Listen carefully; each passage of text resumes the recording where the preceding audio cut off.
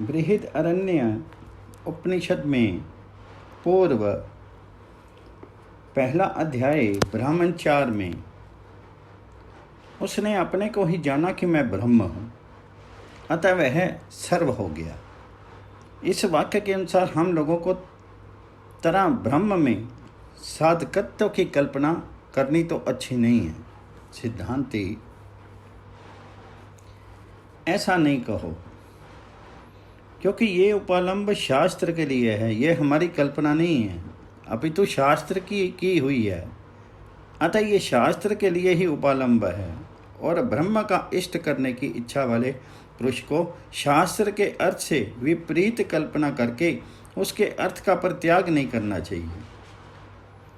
आपके लिए इतनी अक्षमा उचित नहीं है। सारा नानत्व ब्रह्म में कल्पित ही है, उसे एक रूप ही देखना चाहिए। यहाँ नाना कुछ भी नहीं है। जहाँ द्वैत सा होता है, एक ही अद्वितीय ब्रह्म है इत्यादि सैकड़ों वाक्यों से यही बात कही गई है। ब्रह्म में तो सारा ही लोक व्यवहार कल्पित ही है, यह परमार्था सत्य नहीं है, अतः यही कल्पना अच्छी नहीं है।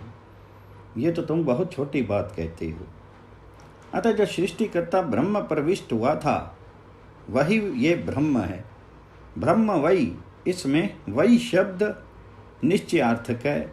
इदम अर्थात ये जो शीर में स्थित दिखाई देता है, अग्रे अर्थात बोध होने से पूर्व भी ब्रह्म ही था तथा ये सर्व भी था, किंतु वो ज्ञानवश आत्मा में मैं अब्रह्म हूँ, असर्व हूँ ऐसा आरोप कर लेने से मैं करता हूँ, क्रियावान हूँ, फलों का भोगता हूँ, सुखी हूँ, दुखी हूँ और संसारी हूँ ऐसा अध्यारोप कर लेता है। वस्तुतः तो वह उससे विलक्षण ब्रह्म और सर्वरूपी है। उसने दयालु आचार्य द्वारा किसी प्रकार तो संसारी नहीं है ऐसा बोध कराए जाने पर स्वाभाविक आत्मा को ही जाना। आत्मानमेव, इसमें एम शब्द का ये अभिप्राय है कि उसने अविद्या द्वारा आरोपित विशेष से रहित निर्विशेष आत्मा को जाना। पूर्व, अच्छा बताओ वह स्वाभाविक आत्मा कौन है जिसे ब्रह्म ने जाना? सिद्धांती, क्या तूने आत्मा का स्मरण नहीं रहा? उसे जो ये शरीर में प्रवेश करके प्राण, अपान, व्यान, उदान और समान की क्रियाएं करता है वह आत्मा है, इस प्रकार प्रदर्शित किया था।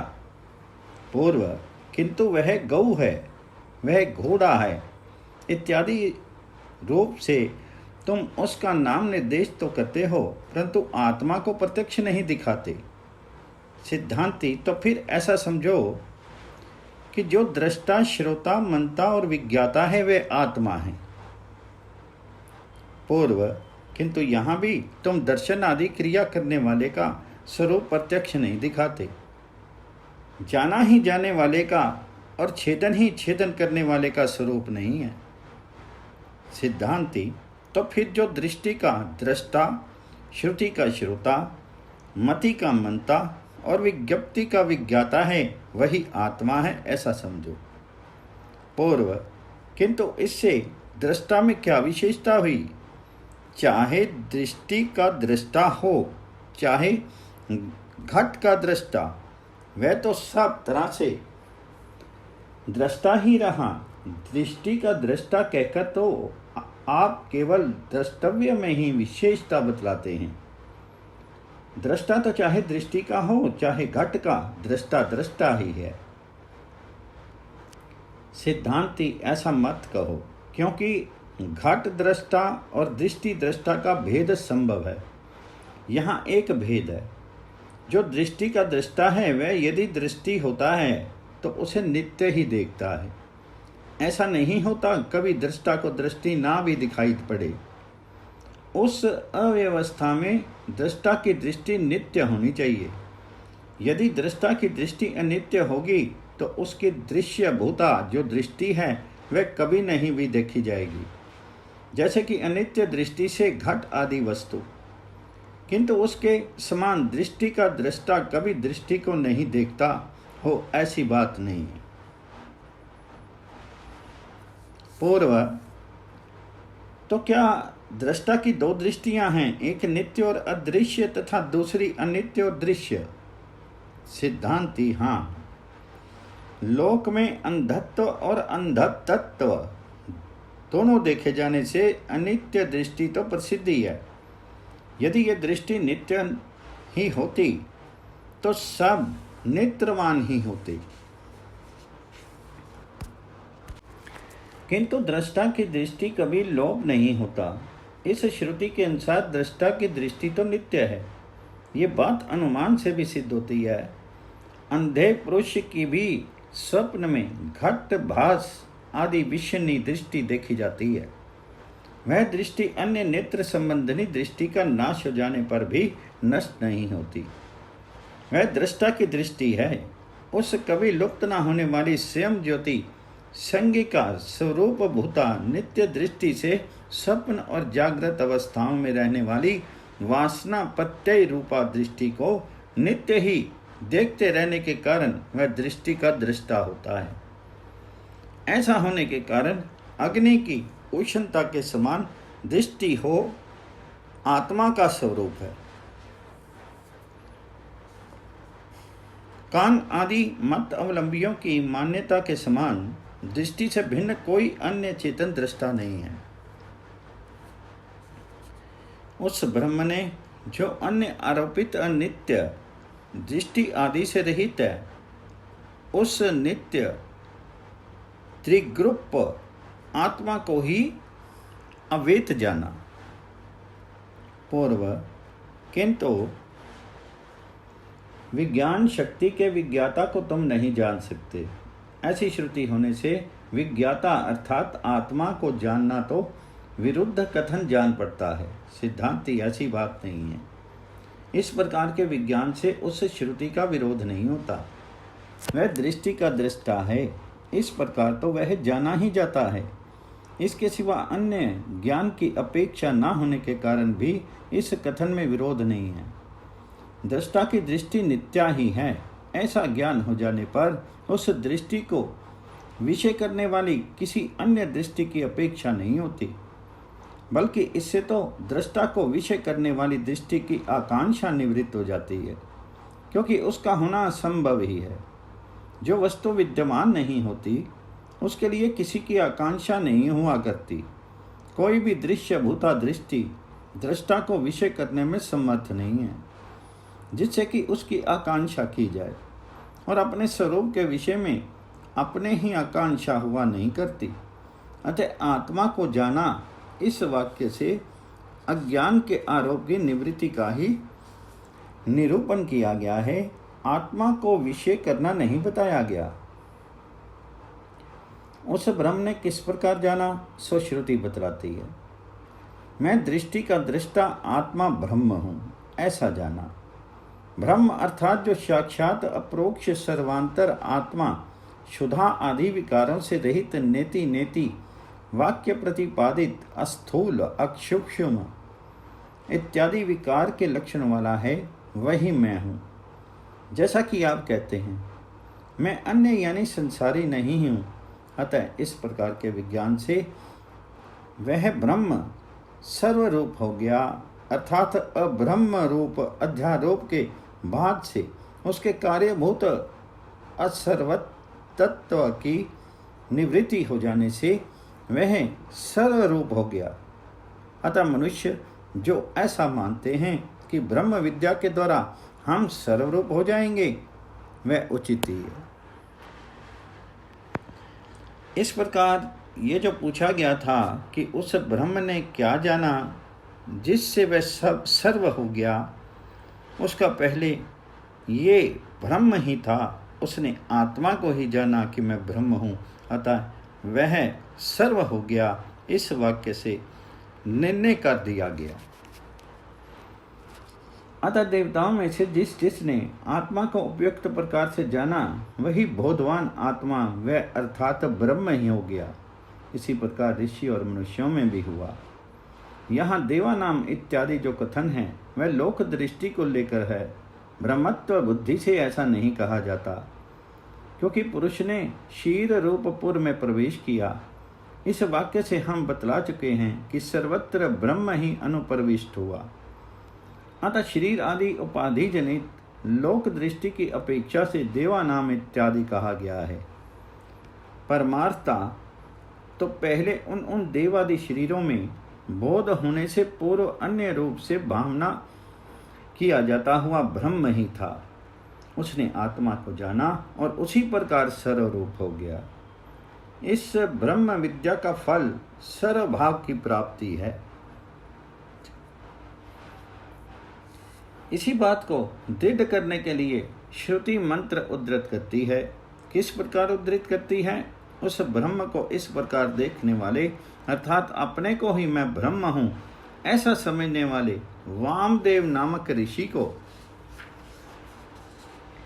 इस ब्रह्म के दर्शन से ही ये प्रतिपत्ति हुई, ये ज्ञान हुआ।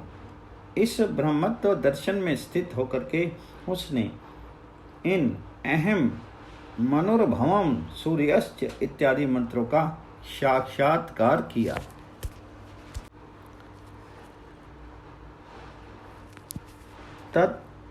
तत् ब्रह्म पश्यन्, इस वाक्य से श्रुति ब्रह्म विद्या का परामर्श करती है, तथा अहम मनोरभवम सूर्यश्च इत्यादि वाक्य से ब्रह्म विद्या के फल सर्वभाव की प्राप्ति का परामर्श करती है। ब्रह्म को देखने वाले वामदेव ऋषि सर्वात्म भाव रूप फल को प्राप्त हुए। इस प्रयोग से वह मोक्ष को ब्रह्म विद्या के सहायभूत साधनों से साध्य दिखलाती है, जैसे कि भोजन करने वाला तृप्त होता है।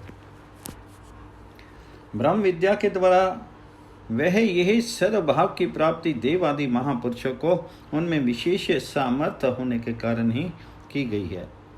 अब वर्तमान युग की प्राणियों को और उनमें भी अल्पवीर होने के कारण मनुष्यों की उनकी प्राप्ति नहीं हो सकती।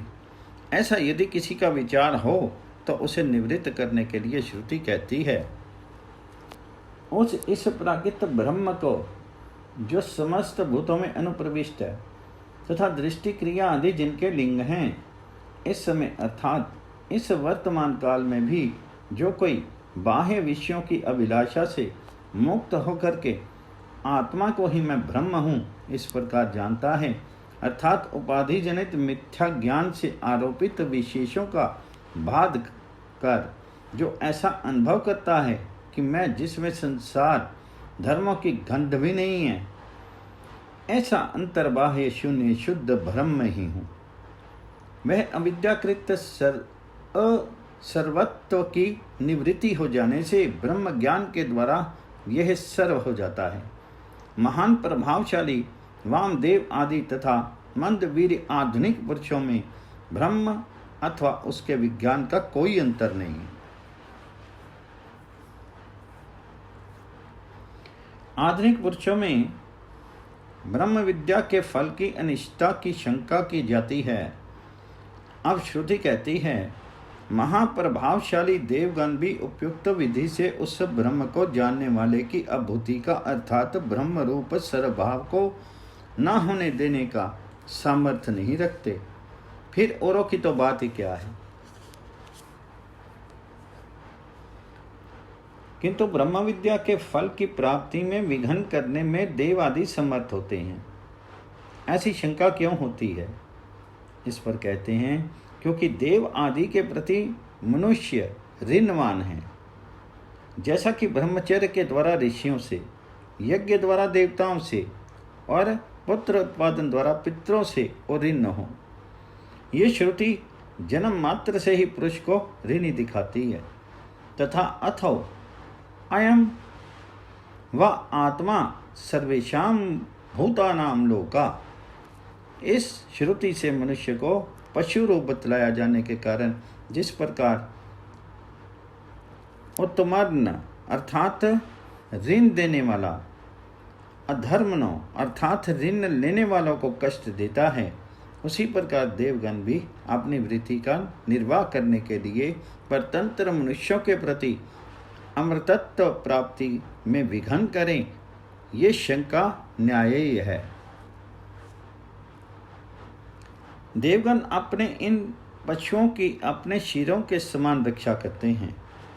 एक एक पुरुष की अनेकों पशुओं से समता करके श्रुति उसे देव आदि की बड़ी बड़ी कर्माधीन वृत्ति दिखलाएगी और यह भी कहेगी कि अतः उन्हें ये प्रिय नहीं है कि मनुष्य इस आत्म तत्व को जाने, तथा आगे चल करके ये भी कहेगी कि जिस प्रकार पुरुष अपने शरीर का अविनाश चाहते हैं, उसी प्रकार जो ऐसा देवताओं से उन्नीत होने के लिए अपना कर्तव्य जानता है, उसका देव आदि समस्त भूत अविनाश चाहते हैं।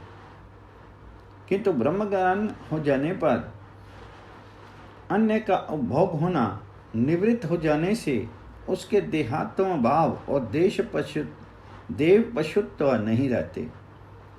ये अभिप्राय उपयुक्त अप्रिय और अरिष्ट वाक्यों से विदित होता है। अतः वेदवेता को ब्रह्म विद्या का फल प्राप्त होने में देवगण विघन करेंगे ही, और वे हैं भी प्रभावशाली। शंका, ऐसी बात है तो अन्य कर्म फलों की प्राप्ति में विघन करना भी देवताओं के लिए जल पीने के समान सुलभ है। तब तो अभ्युदय अर्थात भोग और निःश्रेयस अर्थात मोक्ष के साधनों के अनुष्ठान में विश्वास नहीं हो सकता। इसी प्रकार अचिंत्य शक्ति संपन्न होने के कारण ईश्वर भी विघन करने में समर्थ है ही, तथा काल, कर्म, मंत्र, औषधि और तप का भी बहुत बड़ा प्रभाव है। शास्त्र एवं लोक में फल की प्राप्ति या अप्राप्ति में इनकी हेतुता प्रसिद्ध ही है, इसलिए भी शास्त्राज्ञा के अनुष्ठान में अविश्वास ही रहेगा। समाधान, ऐसा नहीं हो सकता, क्योंकि सभी पदार्थों के निश्चित कारण ग्रहण किए जाते हैं तथा जगत में सुख दुख आदि वैचित्र्य भी देखा जाता है। यदि इन्हें स्वाभाविक माना जाए तो ये दोनों बातें होनी संभव नहीं है। सुख दुख आदि फल का निमित्त कर्म है। इस वेद स्मृति न्याय और लोक द्वारा गृहीत पक्ष के निश्चित होने पर यह निर्विवाद सिद्ध होता है कि देवता, ईश्वर और काल तो कर्म फल का विपर्याय करने वाले हैं नहीं, क्योंकि वे तो कर्म अनुष्ठान के अपेक्षित कारक हैं। देव, काल और ईश्वर आदि कारकों की अपेक्षा न करके तो मनुष्यों का शुभ अशुभ कर्म स्वतः निष्पन्न ही नहीं हो सकता। यदि निष्पन्न हो भी तो वह फल देने में समर्थ नहीं होता, क्योंकि कारक आदि अनेकों निमित्तों को ग्रहण करना क्रिया का स्वभाव ही है। अतः देवता और ईश्वर आदि कर्म के गुणों का अनुसरण करने वाले ही हैं, इसलिए उनके कारण कर्मों में फल प्राप्ति के प्रति अविश्वास नहीं हो सकता। इसके सिवा इन देव आदि का विघन करना कर्मों के भी अधीन है, क्योंकि कर्मों के अपने सामर्थ्य का कहीं बाध नहीं हो सकता। कर्म, काल, देव और द्रव्य आदि स्वभावों का गुण और मुख्य भाव अनिश्चित एवं दुर्विज्ञ है। इसी से उसके कारण लोगों को मोह हो जाता है। किन्हीं का माता की फल प्राप्ति में कर्म ही कारक है और कोई नहीं। कोई कहते हैं देव उसका हेतु है, किन्हीं का कथन है कि काल इसका कारण है, कोई द्रव्य आदि के स्वभाव को इसका हेतु बतलाते हैं, और किन्हीं का मत है कि वे सब मिल करके कर्म फल प्राप्ति के हेतु हैं। इनमें कर्म की प्रधानता को लेकर के ही पुण्य कर्म से पुरुष पुण्यवान होता है और पाप कर्म से पापी होता है इत्यादि वेद और स्मृतिवाद प्रवृत्त होते हैं। यद्यपि अपने अपने विषय में इनमें से किसी किसी की प्रधानता का उदय होता है और उस समय अन्य कारकों की प्राधान्य शक्ति का निरोध हो जाता है, तथापि फल प्राप्ति में कर्म का अनेकांतिकत्व अर्थात अप्राधान्य नहीं है, क्योंकि शास्त्र और न्याय से कर्म की प्रधानता निश्चित है तथा ब्रह्म विद्या के फल में विघन नहीं पड़ता, क्योंकि ब्रह्म प्राप्ति का फल तो केवल अविद्या की निवृत्ति ही है। ऊपर जो ये कहा गया कि विद्या ज्ञान के ब्रह्म प्राप्ति रूप फल में देवगण विघन करेंगे, सो उसमें विघन करने की देवताओं में शक्ति नहीं है। क्यों नहीं है? क्योंकि ब्रह्म प्राप्ति रूप फल तो ज्ञान होने के समय ही प्राप्त हो जाता है। जिस प्रकार लोक में देखने वाले के नेत्रों का प्रकाश के साथ जिस समय संयोग होता है, उसी समय रूप की अभिव्यक्ति हो जाती है। उसी समय जिस समय आत्म विषयक ज्ञान होता है, उसी समय तद विषयक अज्ञान की निवृत्ति हो जाती है। अतः जिस प्रकार दीपक के रहते हुए अंधकार का कार्य नहीं रहता, उसी प्रकार ब्रह्म विद्या के रहते हुए अविद्या का कार्य रहना असंभव है। जबकि ब्रह्मवेता देवताओं के आत्मत्व को ही प्राप्त हो जाता है, तो देवगण किसके द्वारा किसे विघन करेंगे? यही बात श्रुति कहती है, क्योंकि वह ब्रह्मवेता इन देवताओं का आत्मा धीरू अर्थात जो संपूर्ण शास्त्रों से विज्ञेय ब्रह्म है वही हो जाता है।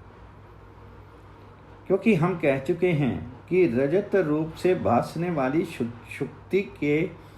शुक्ति का तत्व का ज्ञान होते ही जैसे भ्रांति जनित राज्य तत्व की निवृत्ति हो जाती है, वैसे ही ब्रह्म ज्ञान होने के समय ही अविद्या मात्र व्याधान की निवृत्ति हो जाती है। अतः आत्मा की प्रतिकूलता में देवताओं का प्रयत्न होना संभव नहीं है। जहाँ देश काल और निमित्त से व्यवहित अनात्मभूत फल होता है, वहाँ अनात्म विषय में ही विघन करने के लिए देवताओं का प्रयत्न सफल हो सकता है। यहाँ देश काल और निमित्त के अव्यवहित और ज्ञान उदय काल में ही देवताओं के आत्मत्व को प्राप्त हो जाने वाले ब्रह्मवेता के प्रति विघन करने में इनका प्रयत्न सफल नहीं होता, क्योंकि इसके लिए उन्हें अवसर मिलना ही संभव नहीं है। पूर्व यदि ऐसी बात है तो बोध वृत्ति के प्रवाह का अभाव होने के कारण तथा विपरीत वृत्ति और उसका कार्य देखा जाने से ये निश्चय होता है कि अंतिम आत्म आकार वृत्ति ही अविद्या की निवृत्ति करने वाली हो सकती है, पहली नहीं। सिद्धांती ऐसा मत कहो, क्योंकि प्रथम आत्म प्रत्यय की तरह अंतिम प्रत्यय भी व्यभिचारी हो सकता है। यदि आत्म विषयक प्रथम प्रत्यय अविद्या की निवृत्ति नहीं करता, तो उसी तरह अंतिम प्रत्यय भी नहीं करेगा, क्योंकि दोनों का विषय समान ही है। पूर्व यदि ऐसी बात है तो अविच्छिन्न आत्मप्रत्यय ही अविद्या का निर्वर्तक हो सकता है, विच्छिन्न नहीं।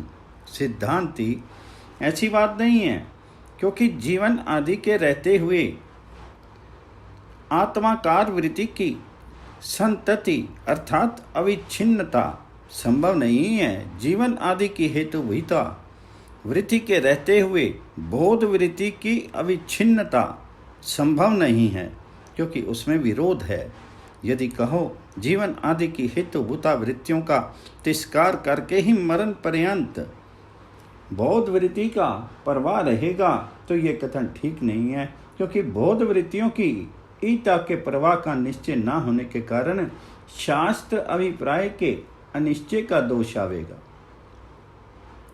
अर्थात इतनी वृत्तियों का प्रवाह अविद्या की निवृत्ति करने वाला है, ऐसा निश्चय न होने के कारण शास्त्र का तात्पर्य निश्चित नहीं होगा और ये इष्ट नहीं है। पूर्व यदि ऐसा माने कि बोध वृत्ति की संतति मात्र होने में तो शास्त्र का तात्पर्य निश्चित ही है, तो सिद्धांति ऐसा नहीं हो सकता। क्योंकि ऐसी अवस्था में भी आद्य प्रवाह और अंतिम प्रवाह में कोई अंतर नहीं है। बोध वृत्ति का प्रथम प्रवाह हो अथवा मरण काल में समाप्त होने वाला हो, इन आद्य और अंतिम प्रत्ययों में कोई अंतर ना होने के कारण पूर्वोक्त दोनों दोषों का प्रसंग होगा।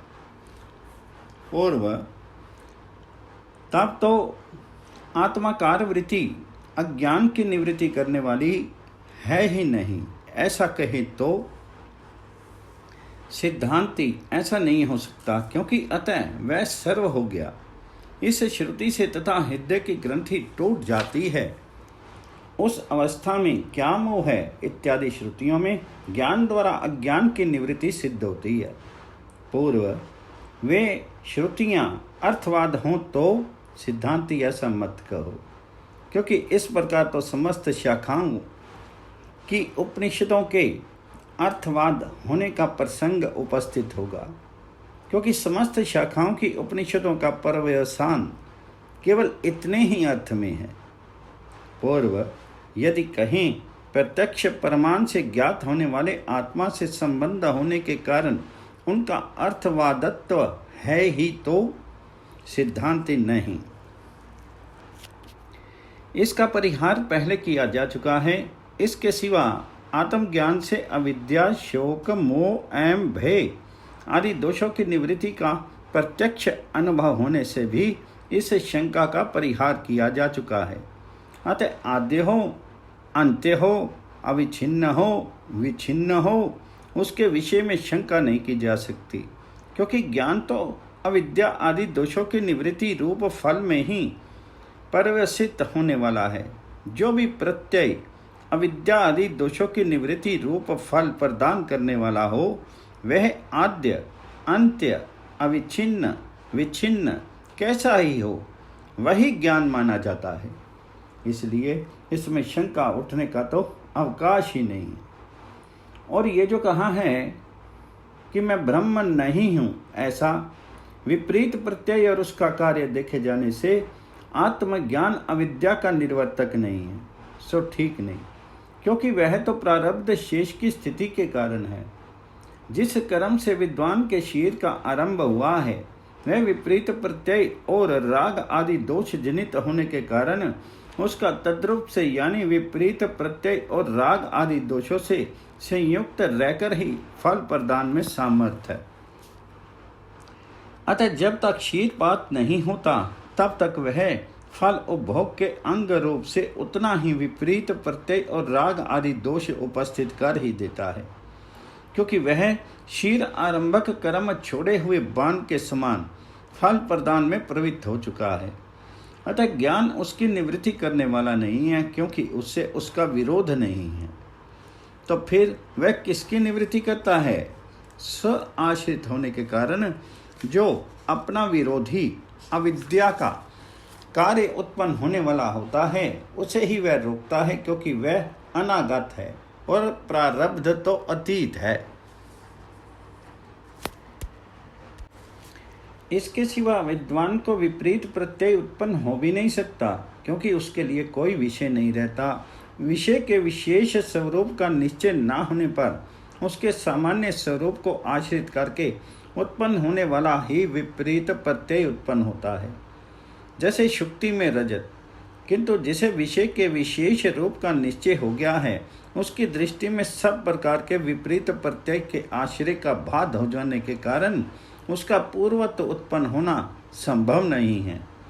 जैसे कि शुक्ति का आदि में उनका सम्यक ज्ञान हो जाने पर फिर रजत आदि का भ्रम होता नहीं देखा जाता, परंतु कभी कभी ज्ञान उदय से पूर्व उत्पन्न हुए विपरीत प्रत्यय जनित संस्कारों से विपरीत प्रत्यय के समान भासने वाली स्मृतियां उत्पन्न होकर के अकस्मात विपरीत प्रत्यय की भ्रांति पैदा कर देती हैं।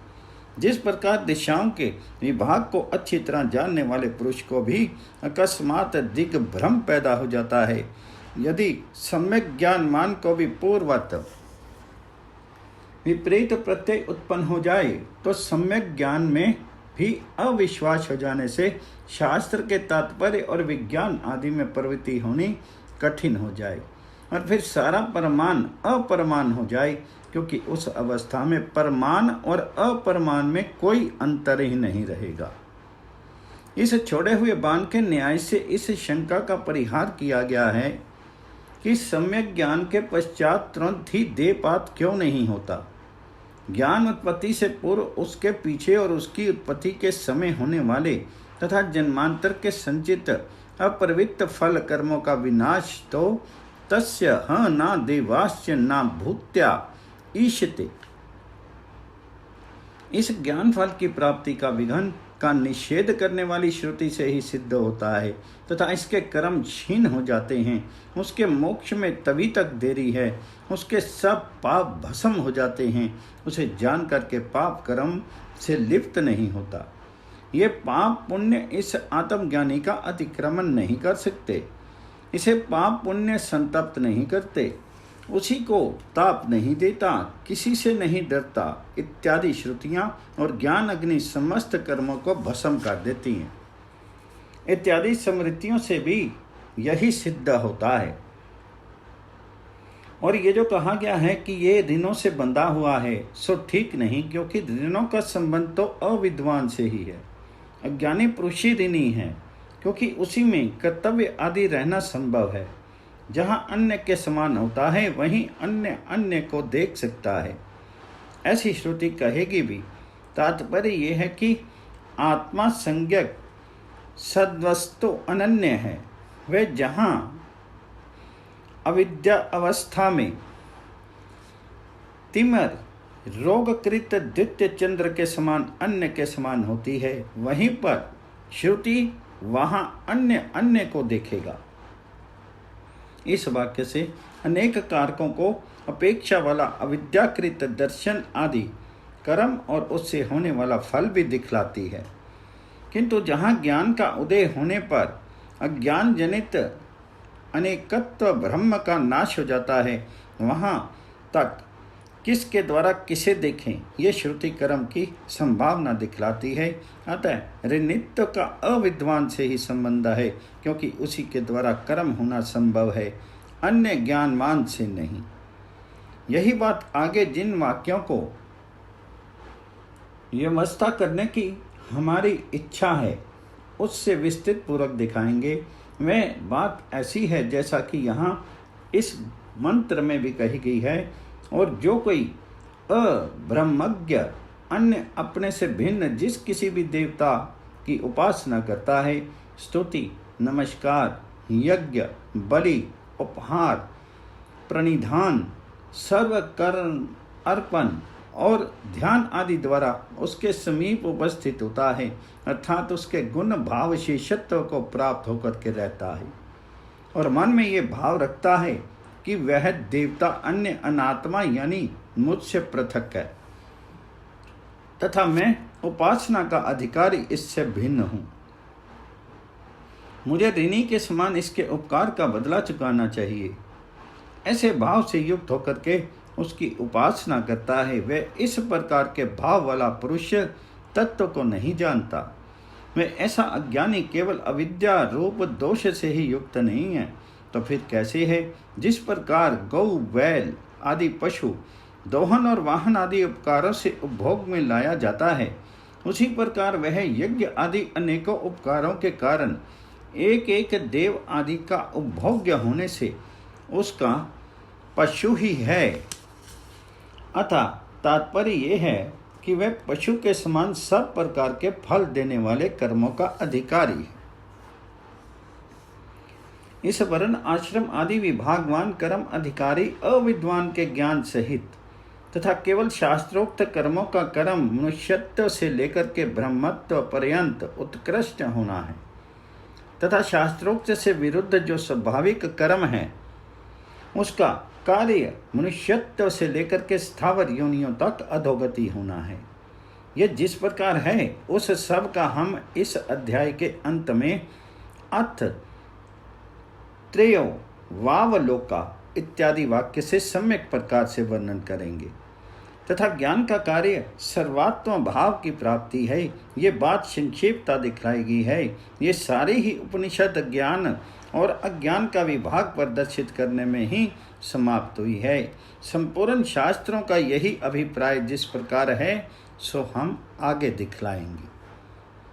क्योंकि ऐसा है इसलिए अब श्रुति ये दिखलाती है कि देवगण अविद्वान पुरुष के प्रति ही विघन या अनुग्रह करने में सम्मत होते हैं। जिस प्रकार लोक में गौ घोड़े आदि बहुत से पशु अपने स्वामी अधिष्ठाता मनुष्य का भरण पालन करते हैं, उसी प्रकार अनेक पशु स्थानीय एक एक अज्ञानी पुरुष देवताओं का भरण पालन करता है। देवान ये पद पितृगण आदि का भी उपलक्षण कराता है। मुझसे भिन्न ये इंद्र आदि मेरे शासक हैं।